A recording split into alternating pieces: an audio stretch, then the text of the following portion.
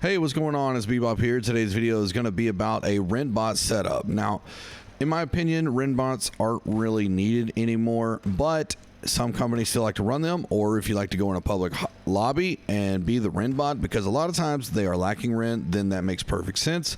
Gonna go over a couple different ways you could do this. I keep getting asked about a SNS and hammer setup. That sounds like a tank to me, to be honest. But if you're in group 2 and you're gonna provide leadership for the second group and you're gonna just rend with the hammer, okay, that's fine, perfectly cool. Here we go. Let's go over the gear. If you are in the light SNS setup, you want to go Wizard's Hat. I don't have it fully ranked up, but you want to get this because it's going to give you 45 intelligence. Okay, that's going to get you right at 50 on the dot. The attributes are going to look just like this: 350 strength, 50 intelligence, whatever con you desire, and then the rest in dex. Okay, now since you are a REND bot and maybe you're more focused on not doing damage, I don't know what con you're going to go with, but that's up to you to decide where to put your attributes. I would just run it like this. But when we go over the rest of the gear, I have Keen, Enchanted, and Shirking Energy shirt. I have the light gloves with Enchanted Ward and Refreshing. I have light pants with Enchanted Ward, Refreshing, and Health. I have light feet with Enchanted Ward. You would want Health on here also and Refreshing if you can get it. And then this shield is very important: Keen, Vicious, Shield Aggression, and Enchanted. It's a legal perk combo.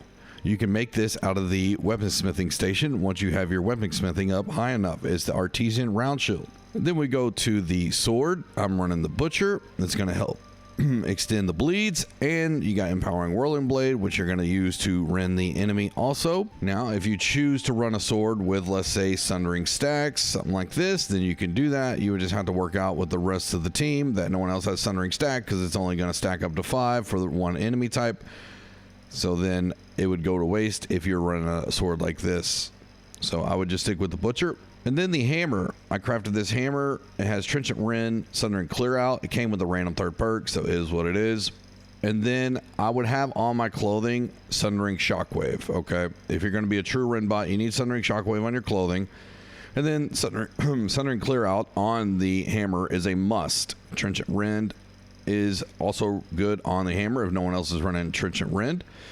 And then the Sundering Shockwave on your clothing, that's going to be the 3 big types of rend, and then Armor Breaker in the skill tree. All right, this is how I have my Warhammer set up. I'm going to go with Armor Breaker here, which is also going to add 30% rend for 10 seconds.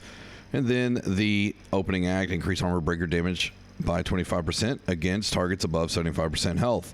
Now, the whole thing with the REND bot, if you don't have a Flail extending the debuffs with this ability right here, the Arcane Eruption, and you go down here, the following up attack extends the duration of all debilitated status effects: rend, weaken, exhaust, disease on the target by 30%. If you don't have someone in the group, a healer, extending the debuffs by 30%, you would have to keep reapplying every 10 seconds or so your rends. So if you have a healer or someone in there doing this, you would only need to apply your rends once, and then you would have to reapply your rends whenever you have to break, maybe go get spikes or a jump phase happens. So that's a good way to also keep your rends and debuffs going. To me, I would rather run the Flail and hammer setup, so I'd know I'm going to be in charge of keeping my rends going. I don't want to have to switch back to the hammer and then have to reapply and worry about that. I would just wait until we had a break phase and then come back, reapply once again, and then just keep extending. You would also empower your teammates with the leader of the pack here. When the allies are in 5 meters, all Flail attacks deal 15% more base damage. When one or more allies within 5 meters, they gain Empower, increasing their damage dealt by 10%. It's huge.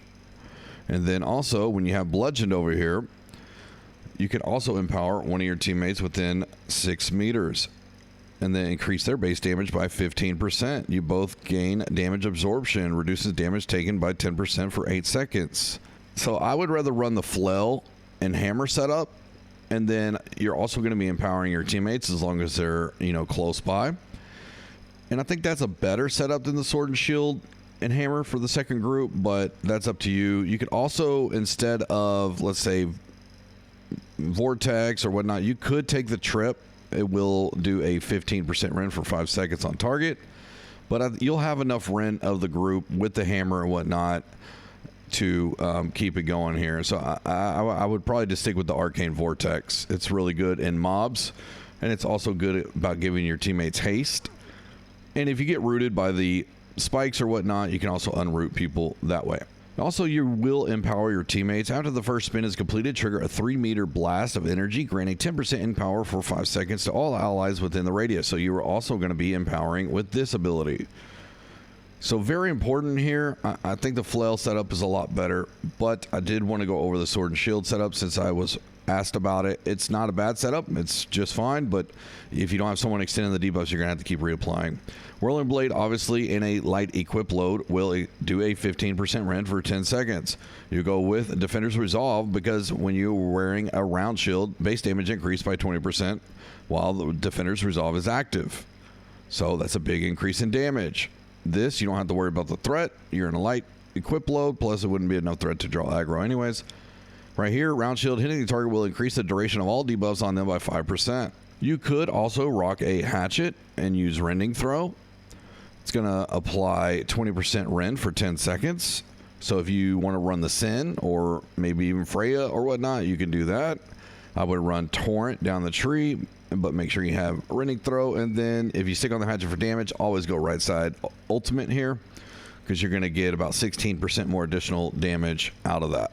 All right, well, I just want to make this short video, clean and clear. You would basically just do your, heavy attack, and that will also empower you based on the skill tree. Then you could do your Sundering Clear Out, your Shockwave, and then your Armor Breaker, get right on your sword, Defender's Resolve, Heavy, Whirling Blade, Upheaval, and then just get to work on this. So that's basically it. Let me know what you think, and I'll see you on the next video. Later.